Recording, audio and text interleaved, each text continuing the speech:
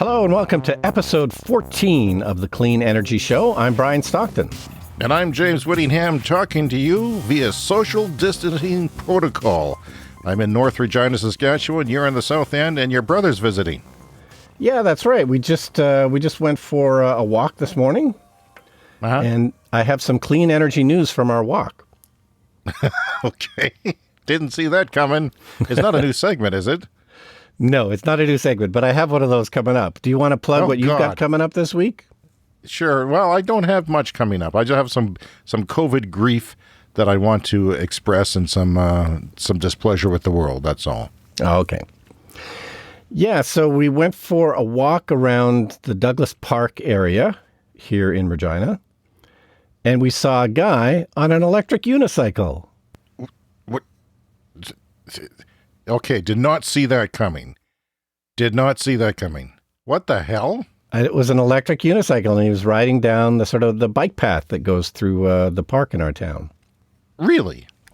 Yeah, and then, and we only saw about, maybe 10, 12 people out walking. We stayed apart from each other. We stayed apart from other humans. And I only saw about a dozen people in total. And one of them was on a unicycle, and one of them was on an electric fat bike. Really? Yeah. Well, I'm baffled by this because I have not seen any electric bikes around. I've been looking since I got one, a month ago. I've been looking and I haven't seen any. Yeah, no, I was surprised. And again, just given how, few people we saw, the chances that one of them would have been on an electric unicycle, which are not a popular thing even in big cities. No, they're not. They're not. It's obscure as hell. And I'm thinking, why? Why are you on an electric unicycle? Where's the pleasure in it? If you're going to buy something electric, get it with two wheels, man. That's what I would have thought. And but he was zipping along on the path. And of course, you're not getting any exercise either by riding one of those. It was it looked cool. Surprising. It did look kind of cool, I do have to say. And here's my other walking story. So, I like to drive to a different neighborhood every day and go for a walk. Mm-hmm. Yesterday, I went to Uplands. What the hell? The home of James Whittingham. The home and fortress of James Whittingham. You said you wouldn't come. No, I wasn't planning to come to Uplands, but really I'm running out of neighborhoods, and I realized that there was a larger area. Like I've been in the part of Uplands that you're in, but I thought, you know what? I bet you it goes quite a bit further.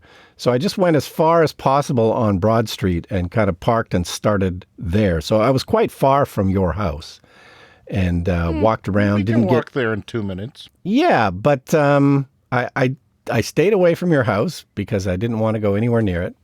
No. And I didn't know that there's a whole bunch of brand new houses basically right at the end of Broad Street. Like most of your neighborhood was built in the 70s, I think, right? Yeah, our house was built in 79, and I think they went from south to north, so I think most of it was built by 1980. Yeah, but right at the very end of Broad Street, there's a whole section of basically brand new houses. I assume you've been out there. Oh, God. It's our backyard, man. It's Kensington Greens. Kensington Greens, yes. And the funny thing about it is we've been here for... since 11 years now, exactly 11 years. And that subdivision is almost the same as it was 11 years ago. No one wants to move there. Yeah. They basically did a phase one, which is most of everything you see there. And they build maybe 2 houses per year because people are not moving. At first we thought, well, there's another popular subdivision in the more uppity South End where you live by the airport called Harbor Landing. And that was massive and high density and medium density, and everybody was moving there. The fact is they're smart not to move here. Why would you? I don't know what you would gain by moving here because you have air pollution here. You're in basically a straight line between a steel mill and an oil refinery when you're there. And even the steel mill and oil refinery people didn't want them to build. There's another subdivision going across the diagonal tracks that they announced, I think, about 7 years ago called Somerset, and nothing has been done with that. And those two organizations that make the pollution said, "Don't move here. We don't want that." Yeah. And I wasn't sure why. I think they didn't want complaints from the stink. Mm-hmm. And it was all within just over a mile. I think the mile, you can't have residences within a mile circle of those places. Mm-hmm. So, yeah. But another Uplands news, Brian, there's now 3 electric cars on my street. There's a Chevy Volt that moved into the neighborhood down the street from me. So the plug-in hybrid. The plug-in hybrid. But yeah, no, I wouldn't even call it I would call it, especially the later versions, I would call it a full electric car. It's got like 80 kilometers range with a backup engine. Oh, yeah. Mm-hmm.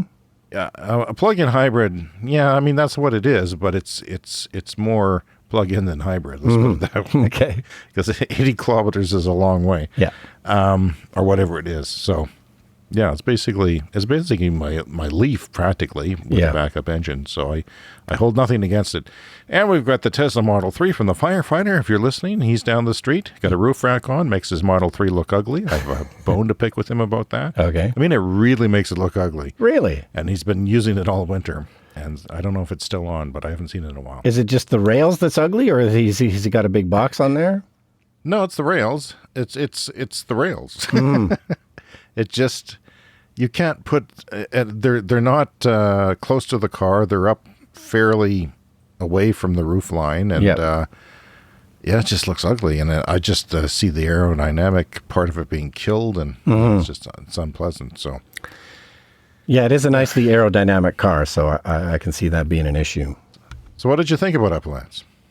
Well, let me tell you. How long was your walk? It was great. Oh, and first of all, too, just driving there. So I drove there on the Ring Road, and there's an area where there's train tracks, and you often get stopped by a train. Yes. And so on a freeway. Yeah. So I was stopped by a train, and they were, I don't know, the Co-op Home Store was sort of blocked off with police barricades for some reason. I don't know if you know what was going on there. So naive. You have no idea what's going on up here, man. You have just nothing to do with anything. So the police are at odds with the protesters, with the strikers at the refinery. The strikers had a protest outside the police station. They don't like the police. The police are starting to not like them. And they used unmarked cars to shut down that road because the strikers are finding ways to slow traffic there just by driving slowly and doing things like that. Yeah, it happens a lot. Yeah, but the main reason I bring it up is that I got some sense maybe of what it's like to have the adaptive cruise control in a big city, which is where that would really come in handy, is if you've got a long commute on a freeway, that kind of stop and go traffic. So I was able to experience some stop and go traffic for a while with the adaptive cruise, and that was kind of fun on the way there.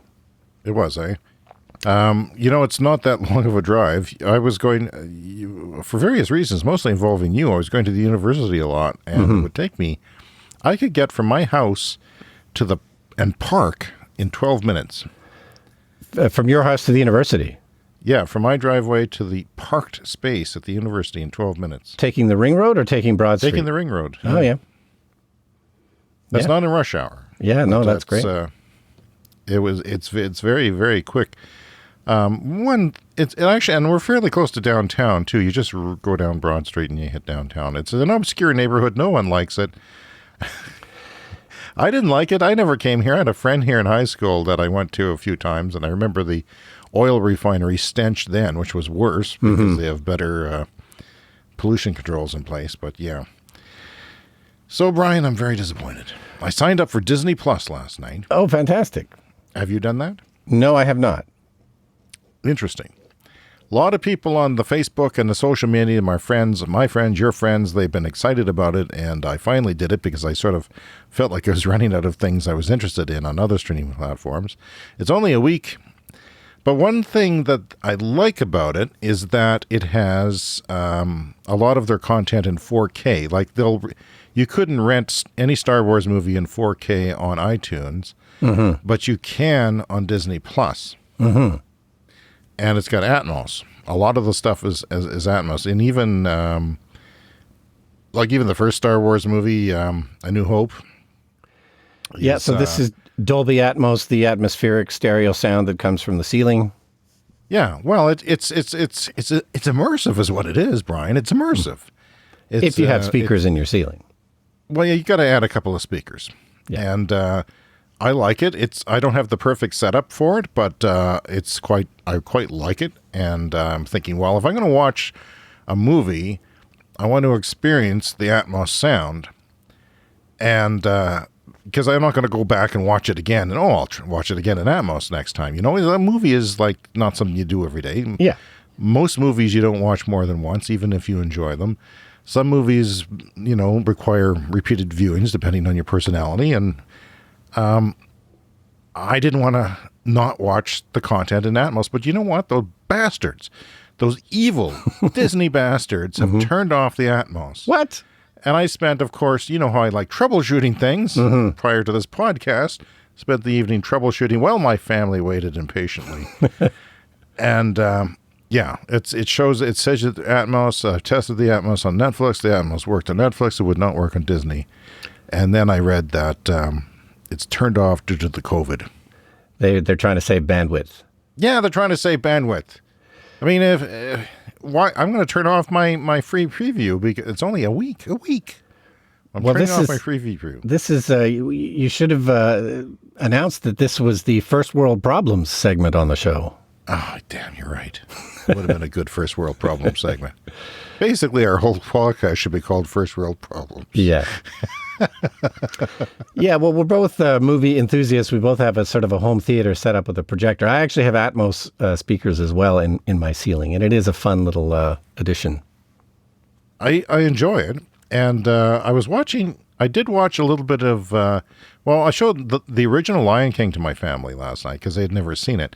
It was 1994 or something like that, and my kids were born in 2003 and thereafter. Yep. So I did that, and I don't know how much they enjoyed it. I remember enjoying it, and I don't think it's held up for me that much. I was an adult at the time, so I don't know. Yeah.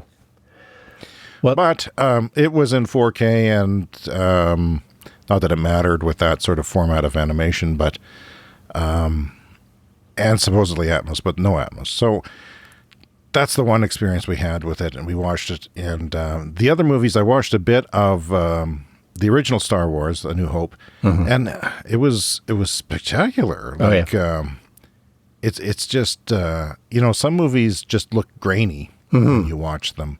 You can see every nuance of the grain in 4K when you watch an old movie, but this was like, I don't know what they did about the grain. I watched maybe brighter scenes, but it looked like it was shot yesterday, and there was a part of me that wanted not that it didn't feel right. I wanted the beat up 35 millimeter print that had been shown 50 times at the Roxy Theater by the time I saw it.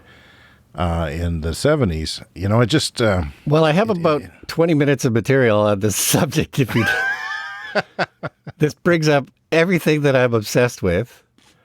But yeah, film grain is...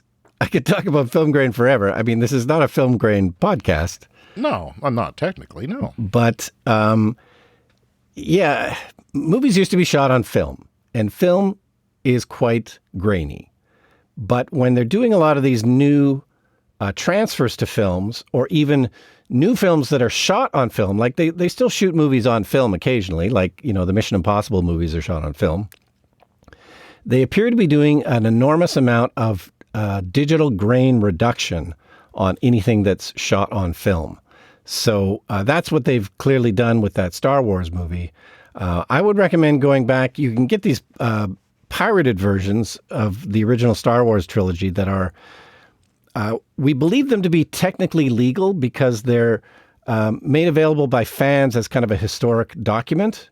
They're made in such a way that nobody's making any money off of them. But fans around the world have gotten together and scanned various 35 millimeter prints of the original Star Wars movie and made a restoration of the original versions, as you were, and made them available on the internet because you can't get really the original versions anymore. They may someday do it, but so if you want to watch the Star Wars movies, that's what I would recommend looking for, is these fan-created archival versions.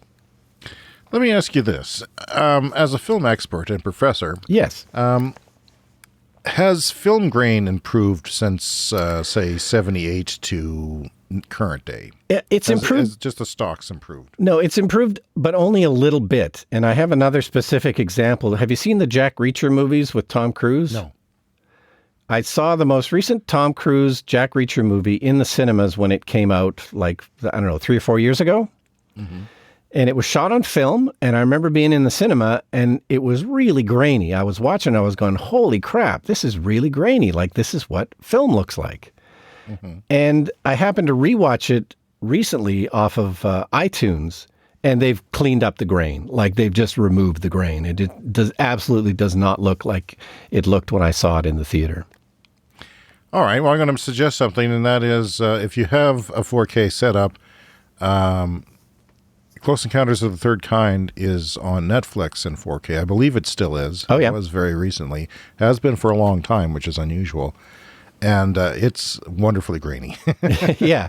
It just depends on how they do it. And, like, I'm a big fan of the Criterion Collection, which is, sort of art house label for releasing movies on DVD and Blu-ray. And yeah, the Criterion Collection tries to preserve the grain. Like, they try to preserve the movie as it was originally seen when it came out. And they have said that they use like a little bit of grain reduction, because if you go full blown, like, it's just too distracting. Like, we've gotten too used to not seeing grain.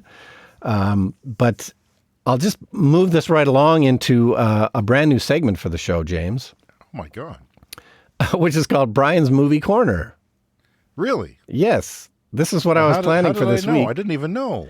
No, and now we've been talking about movies for, well, like, what are we going here? Like 20 minutes now. So, but Brian's Movie Corner does relate to clean energy. So I just want to say that we are sort of getting back on track here. Okay. But I purchased the Blu-ray of a movie called Local Hero from 1983. Do you remember that film?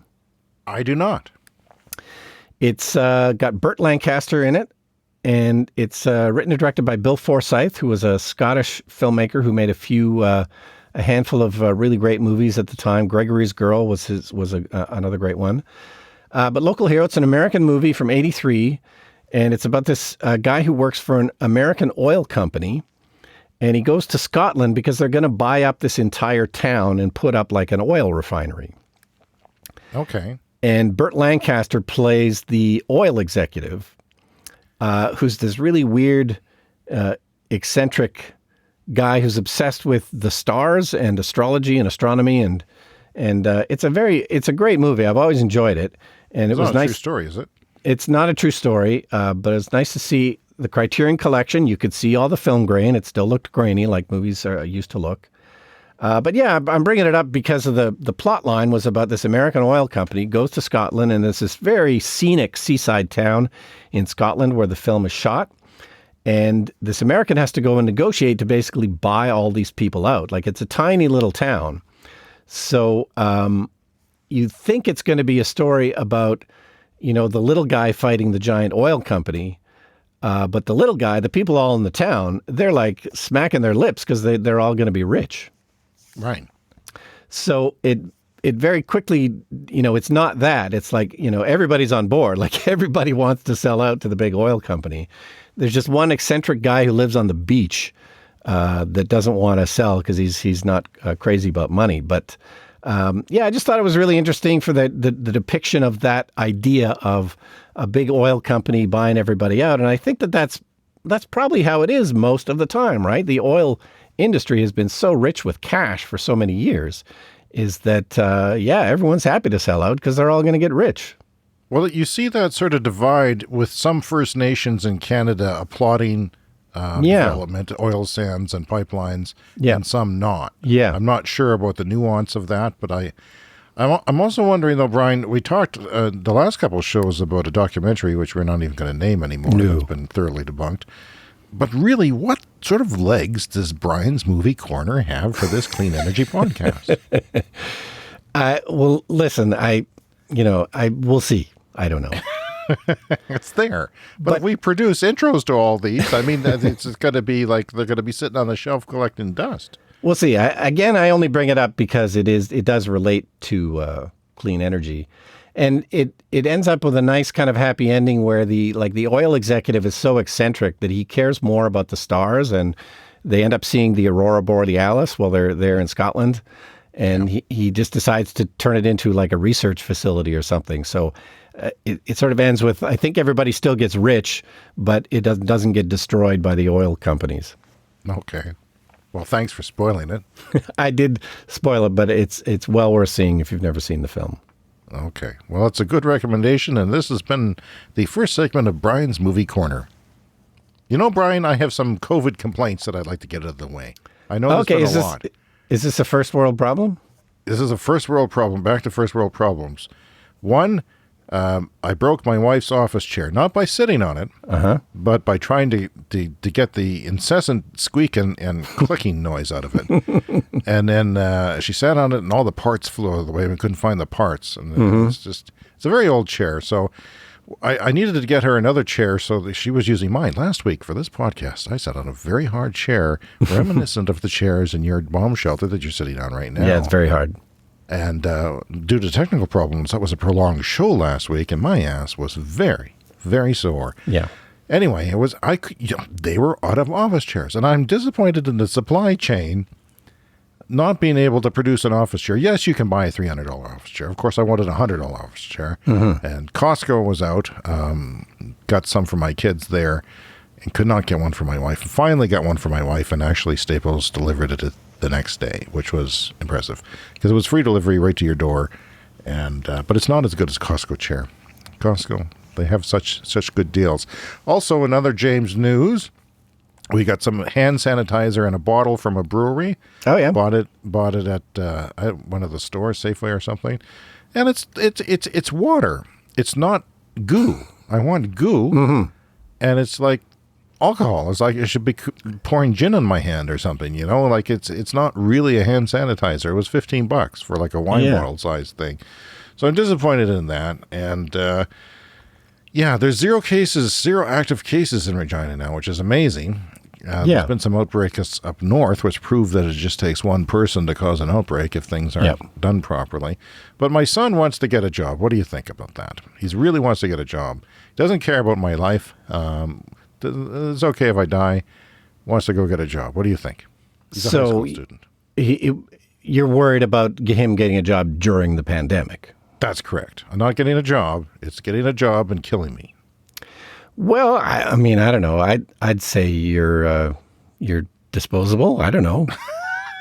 Disposable? Isn't his happiness more important? You can't hold this podcast by yourself. I mean, what do you got to do? Get the guy on the unicycle with the electric? I can't get over that. Why would you have an electric? I'm going to have to hang out in the... You should have ran after him. Hang out. Yeah. Get his name in case you pass away. No. I want to interview him. I want to say, what's your deal, bud? What's going on? Why are you riding an electric unicycle around? Yeah, it's quite weird. You know, we have a unicyclist in Uplands. I'm surprised you didn't see her, but it's I don't get unicycles. So what kind of a job does your son want to get? I don't know. I think he fancies a grocery store job because it would pay better than working at A&W or something. Yeah. So I don't know. Some people have gotten sick at grocery stores, and you know, he has asthma himself. Not bad asthma, but asthma. Oh, is that right? Well, I don't know. That makes me worried. Yeah. And I have 3 morbidities. I won't list them all on the show. I think many of them are evident. And so I got 3 strikes against me if I get the COVID. Yeah, that's well, I think he can hold out for a while, maybe. In James's e-bike corner news, I got a shock pump, which was hard to get, by the way. Yeah, you mentioned that last week. The local bike store, they kept saying 2 days, it'll be here in 2 days, then that day would come, and at noon of that day, they would say 2 more days. Well, it actually surprised me, and it actually came one day, because they canceled it. They canceled it, and then the thing came the next day, unexpectedly. Wow. And so I had put an order in with my bike shop, and I haven't heard back from them in a week, so I don't expect that I'll be getting anything from them, although I did previously. You have to have a PayPal account. And 2 Christmases ago, I had $1,000 taken from my PayPal account at 10:20 a.m. on Christmas morning, at the exact time my kids were opening presents. Wow. And that wrecked my Christmas, and I closed my PayPal, and I don't really have one. So I Did you get the money back? PayPal. I did, but I had to shame them on Twitter and do all kinds of things, and it finally worked. Yeah, no, I had $420 taken from my PayPal account once as well. Really? I didn't know that. Why did you say that? Well, I don't remember you telling me that either, but I got it back. It was on the Facebook. Yeah, I don't know. But I did get the money back. How was it taken? Was it a weak password? What was it? I have no idea, but it was missing, or I got the email notification or something that, oh, your transaction went through. And I was like, well, that doesn't look right. But I think it was easy to get the money back because they were able to trace the person who did it had done it to several people. So it wasn't a big deal, and I got it back fairly quickly. Well, the problem was it was Christmas morning. Yeah, A, the PayPal terrible. staff is not going to be there. Yeah. B, I'm distracted. I'm thinking, oh, somebody's trying to scam me. I get stupid texts like that trying to Exactly. Get me to You click on assume it's a something. scam. Yep. I haven't touched my PayPal account in years and years. We use it for the recycling. When you take in bottles, you can get money put into your PayPal account. Oh, is that right? Yeah, you don't have to see an actual person. You can do it through an automated process, and you put little stickers on your grocery bag or garbage bags full of pop bottles. Yeah. But anyway, I got the shock pump. I had no idea how much pressure was in my shock. It was 75 pounds, and that was about half of what it should have been, or less. So it wasn't working well for me. I pumped it up, and now I have a air shock, which I highly recommend. They are so much better, even just for going over rough trails or around. It's a very sweet way to do it. They're about $335 from the. Yeah, you can get some from China, though, I think, too. For the pump or for the fork? That's for the fork, Brian. Yeah.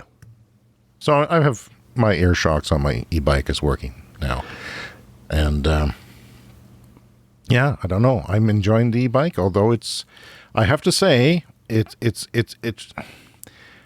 it's kind of weird because it's you have 6 different levels, but it's not really assisting you.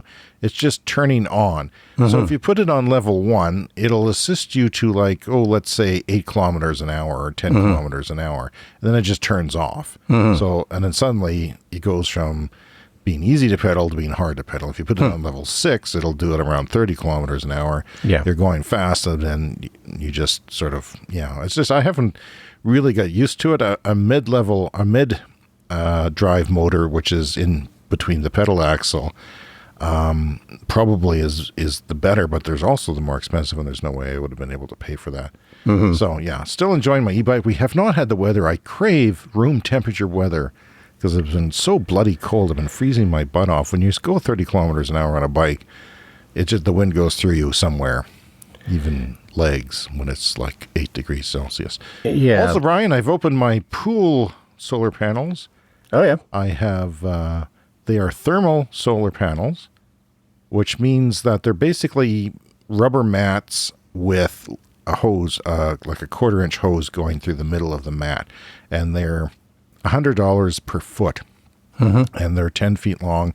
And I have about $1,500 worth of them that I've collected over the years. And for my 18-foot above ground pool. And yeah, they work, but it gets so cold at night here because of the altitude and because of the dry temperature or the dry air that even in the summer it can dip down to 10 or 12 degrees, and that really kills the pool temperature at night. So it makes it difficult to use solar unless you have the right stretch of weather. But it can also get hot like a hot tub too if you have the right stretch of weather. Just you can't get as much use of it. I wish I had a natural gas backup just to do a little bit of heating. So you're just at the mercy of whatever the weather's like.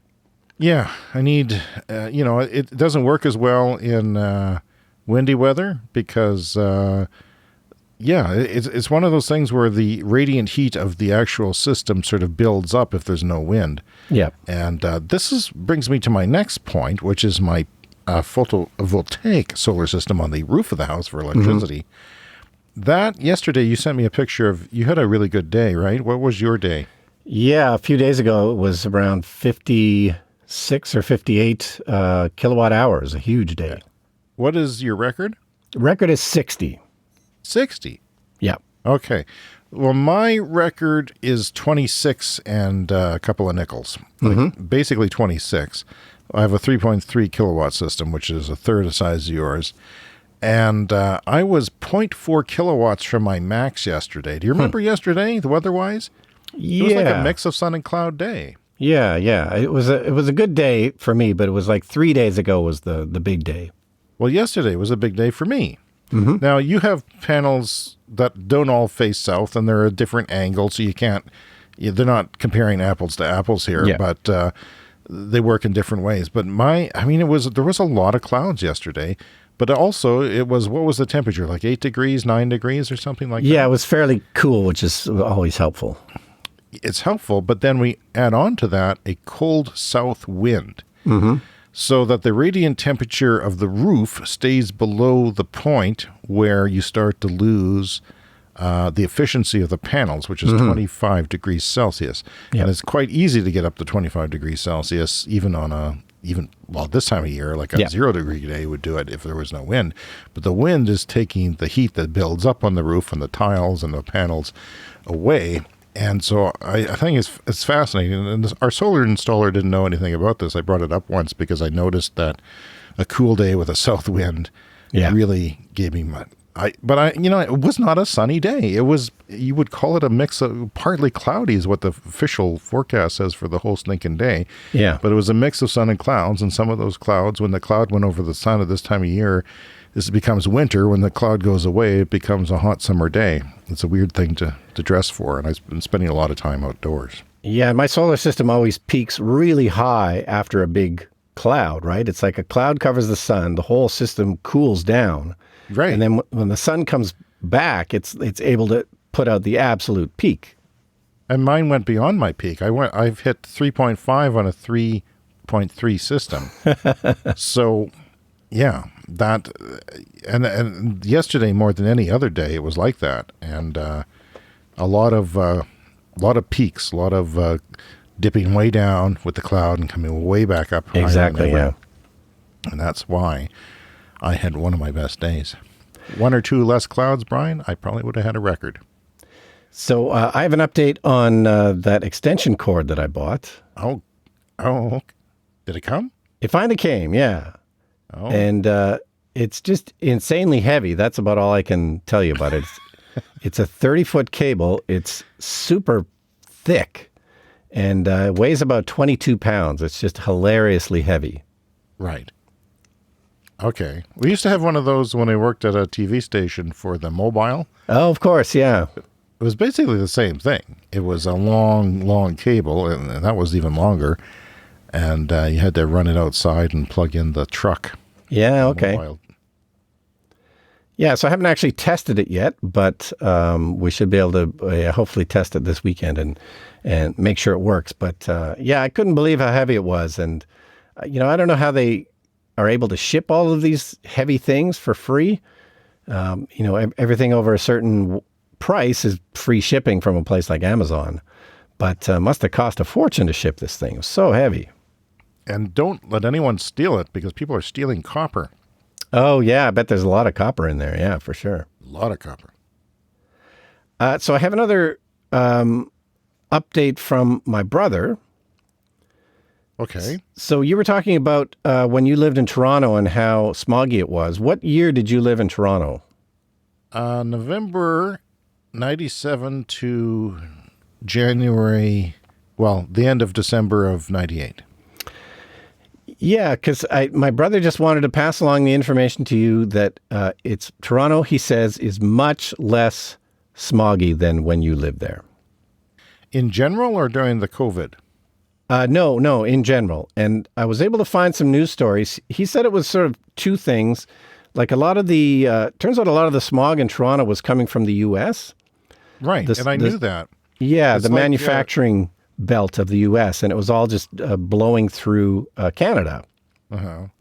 But a lot of that manufacturing has gone away, so that pollution is down. Really? And they closed down their coal plants around the Toronto area as well. So I did some Googling. Like I found a news story here from 2016 from City News, and it's talking about how, it's way, way cleaner. Like in 2012, there were 32 smog days.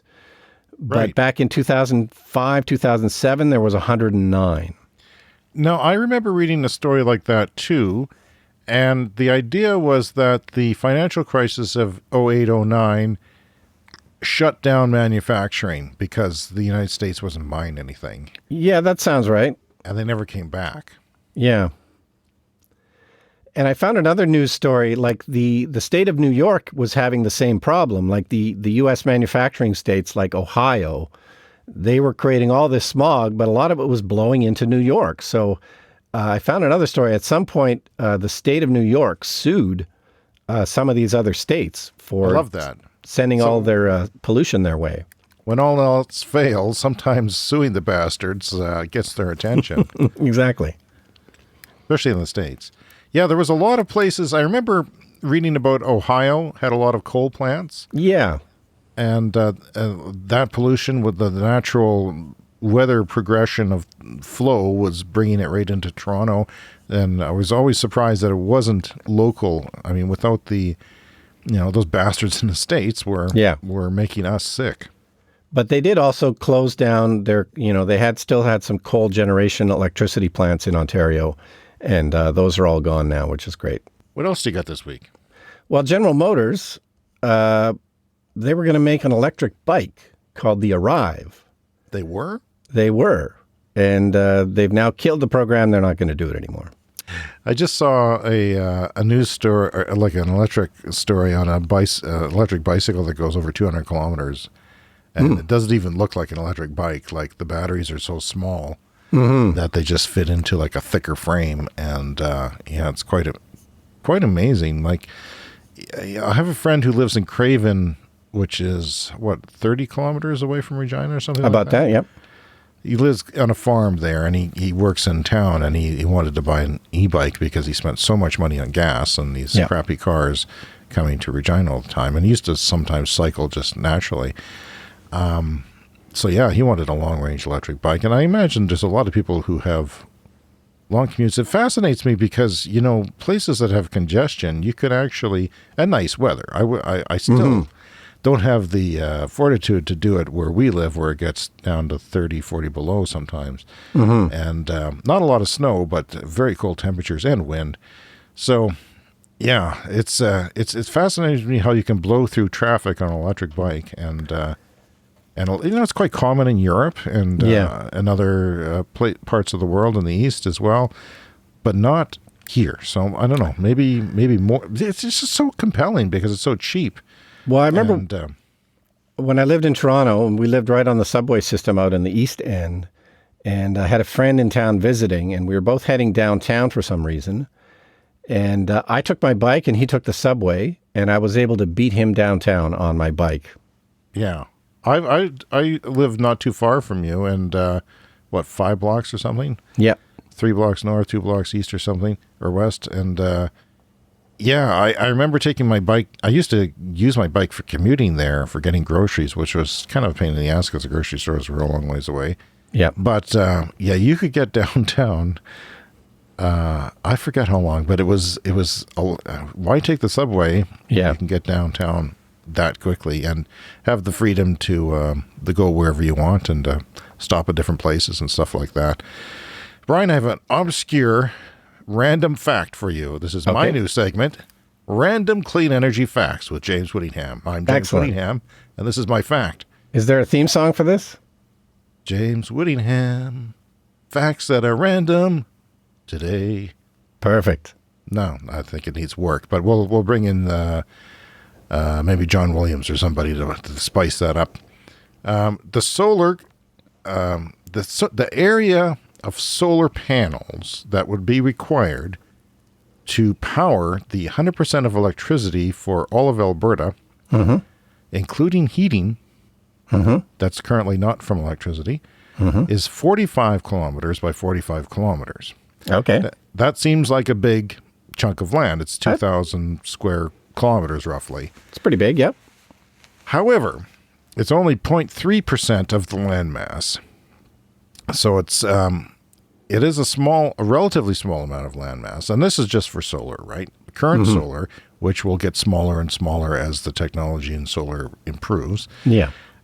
But with that, you can still grow crops underneath of it, not any crop, but some crops, and you can have sheep underneath solar panels. This is something I'd like to discuss more on another show sometime, is the amazing multi-use things that you can do with large solar farms. They're not just for solar. They work with giving partial shade to crops that require partial shade. Yep. And animals like it too. So there's different farming. However, Brian, I'd like to move on to the giant elephant in the room. And this is going to be unpleasant for you, so have a sip of whatever you're sipping. Okay. It's not about your driving gloves. This is how Elon Musk is scaring the daylights out of me lately. He's off his rocker, and I know you're a fanboy. I'm a fan too, but not a fanboy. So you've officially stated that you are an Elon fanboy, so this is going to be hard for you. And did you read the Electrek op-ed yesterday about super fans of Elon attacking? Yeah, I thought that was great. Fred Lambert from Electrek wrote a really fantastic op-ed about the current problems with Elon shooting his mouth off. And the way people are reacting to it. Yeah. And if I can get personal and go into the gutter a bit here, you know the Third Row Tesla podcast? Yeah. Those are largely the people who have been attacking him, or at least one or two of the people from that podcast. Attacking Fred Lambert, yeah. Attacking Fred Lambert and being, I think that what he has done with this COVID matter, as about opening factories and spouting bad science and going against science, is that, people just don't, they're going along with it. And, yes, he's putting spaceships in space, but he also said in mid-March that based on the current trends, there will be 0 cases by the end of April. Now, I'm not, a genius.